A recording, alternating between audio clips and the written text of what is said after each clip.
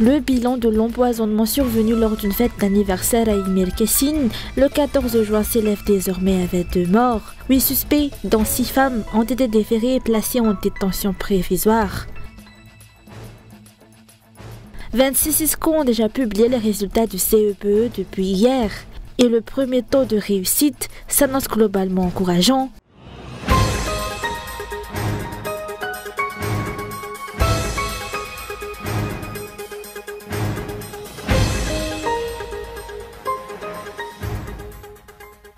Le nombre de décès suite à la suspicion d'empoisonnement survenu le 14 juin dernier lors d'une fête d'anniversaire à Imir-Kessin s'est alourdi aujourd'hui, atteignant un total de 22 victimes.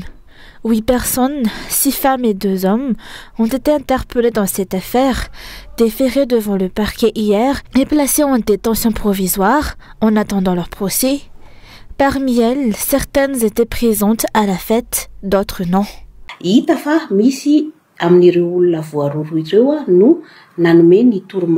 Parmi ces individus interpellés, certains ont donné les consignes, d'autres ont fourni le poison et certains l'ont mis dans la nourriture. Même si plusieurs d'entre eux ont nié avoir communiqué, l'enquête a révélé, via leur téléphone, qu'ils échangeaient des messages et des appels.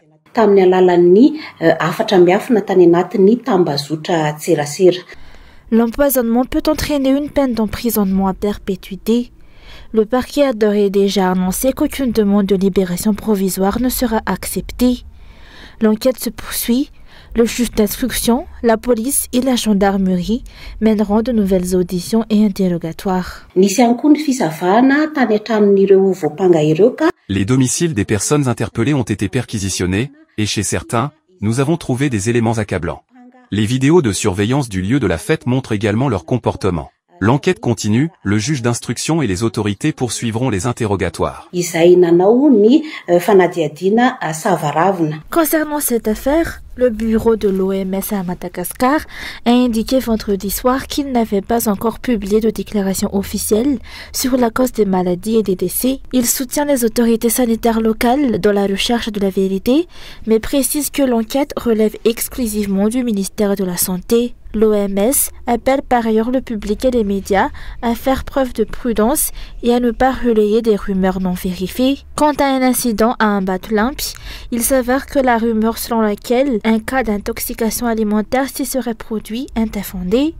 Selon les informations recueillies, aucun malade n'a été recensé sur place et le personnel du CSB a été surpris par les questions des journalistes de Cool TV FM. L'incident avait en réalité eu lieu le 15 juin et les personnes affectées ont été rapidement prises en charge, sans gravité et renvoyées chez elles, selon les autorités locales.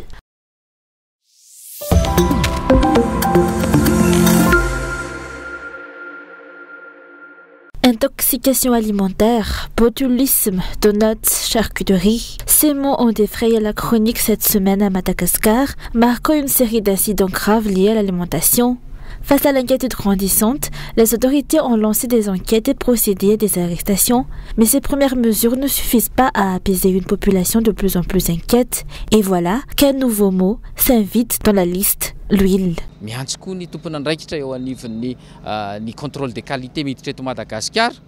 Nous interpellons les responsables du contrôle qualité des produits qui entrent à Madagascar. Il semble y avoir un laxisme dangereux dans votre travail, ce qui contribue au cas d'intoxication. Certes, le dernier cas est un empoisonnement direct, mais il y a eu d'autres incidents dus à des aliments avariés et non régulés.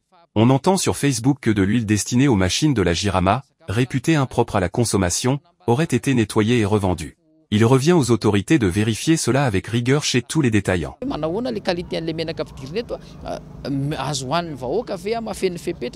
L'État doit rassurer. Il est urgent de montrer que Madagascar est un pays gouverné avec des institutions qui protègent leurs citoyens. Manger ne devrait pas devenir un acte à risque.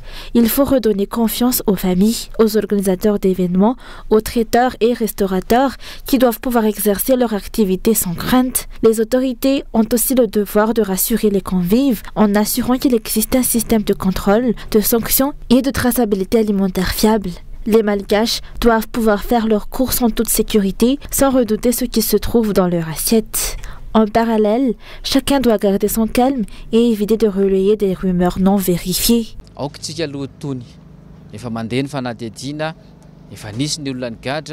Restons calmes. L'enquête suit son cours, des suspects ont été interpellés, et nous attendons les conclusions. Ne faisons pas des réseaux sociaux des tribunaux populaires, au risque d'influencer dangereusement les décisions de justice. Laissons les autorités faire leur travail.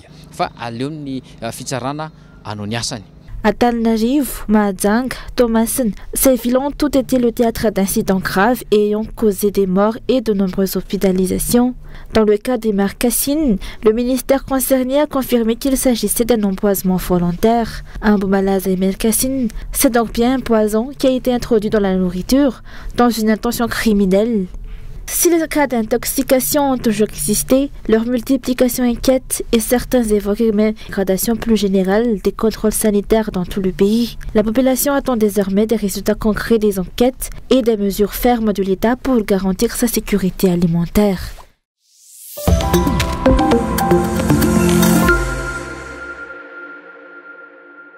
26 Cisco ont déjà publié les résultats du CEPE depuis hier et les premiers taux de réussite sont globalement encourageants. Plusieurs localités affichent des performances remarquables. Voici un aperçu des résultats.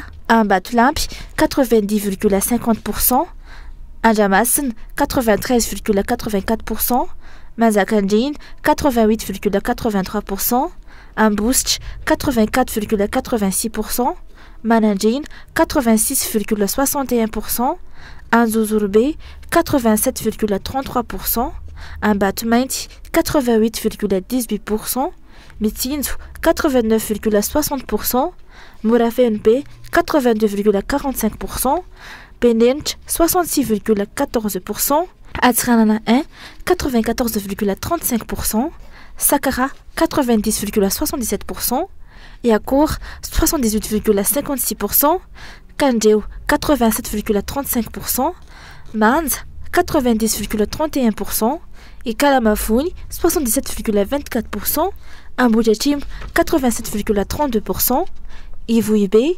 76,85%, Pesselimpi, 76,87%, Solal, 88,63%, Médong Sud, 57,62%, Sainte-Marie, 91,72%, Mahajanga 1, 89,11%, Mourdave, 90,54%. Les résultats pour le Cisco d'Antananarivo et des environs sont en cours de publication.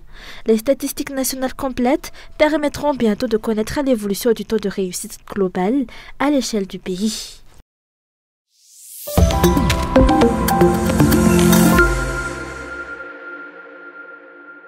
Face à la déclaration du président du Sénat qui a affirmé que la société civile tardait et que cela justifiait sa décision de mener seule la réforme du code électoral, les organisations de la société civile ont annoncé qu'elles ne resteront pas passives. Elles comptent faire pression pour intégrer les nombreuses notifications qu'elles jugent nécessaires à la loi électorale. Les acteurs électoraux affirment être précis depuis longtemps, mais déplorent l'absence de volonté politique des dirigeants à intégrer leurs propositions. La proposition de loi déposée par le président du Sénat devrait encore franchir plusieurs étapes avant toute application, son adoption à l'Assemblée nationale, sa validation par l'ordre constitutionnel et enfin la décision finale du pouvoir exécutif. À chaque étape, les lacunes du texte devront être comblées. L'égalité homme-femme à elle seule reste insuffisante pour améliorer en profondeur le paysage électoral malgache. Tsy ho tara intsony ny fahasamonim-pirenena amin'ity fotoana ity zany hoe kanareo kosa ange enibolana alohan'ny fifidianana vao manao sosokevitra. Cette fois, les OSC ne seront pas en retard. On nous a reproché de n'avoir formulé des recommandations que 6 mois avant les élections. Cette fois-ci, nous initierons les dialogues dès le mois prochain pour permettre à tous les acteurs d'apporter leur contribution à la réforme. Madagascar appartient à tous, les élections sont le chemin vers une meilleure gouvernance. Des résultats fiables et réguliers sont la clé du développement.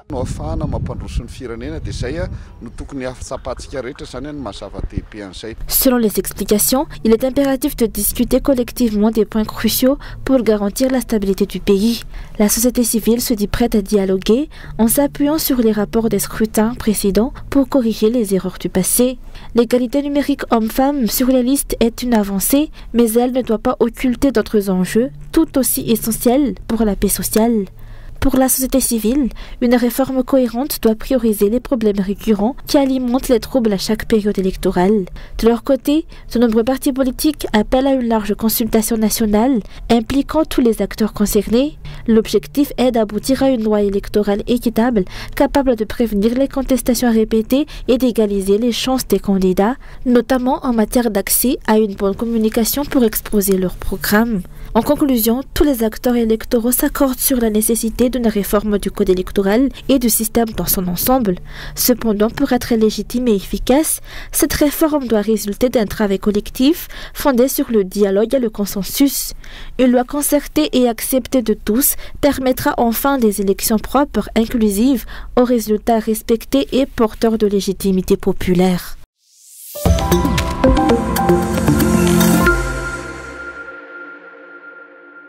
La décentralisation est aujourd'hui plus que nécessaire, mais elle reste lettre morte. Un point commun entre les dirigeants successifs de Madagascar au cours des 20 à 25 dernières années est la promesse de mettre en œuvre la décentralisation.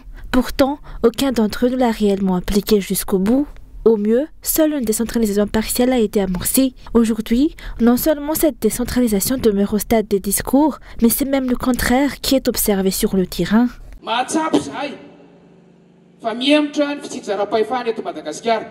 Nous constatons un net recul de la décentralisation à Madagascar. L'un des piliers de cette politique devait être l'octroi aux communes d'une source de financement durable, notamment par la perception des impôts fonciers. Or, cette compétence a été détournée.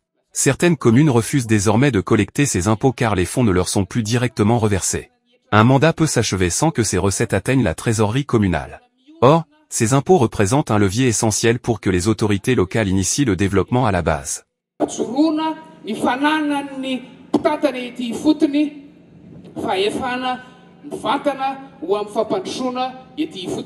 La décentralisation reste donc inappliquée et plusieurs lois sont systématiquement bafouées, ce qui constitue un véritable frein au progrès du pays. Aujourd'hui, le maire d'Anoussial a été officiellement installé et présenté à la population. Cette cérémonie a été l'occasion pour l'élu de dresser un premier bilan de ses réalisations depuis sa prise de fonction, mais aussi de définir les projets à mener durant les 5 années à venir. Plusieurs personnalités civiles, militaires, ainsi que des habitants de la commune ont assisté à l'événement.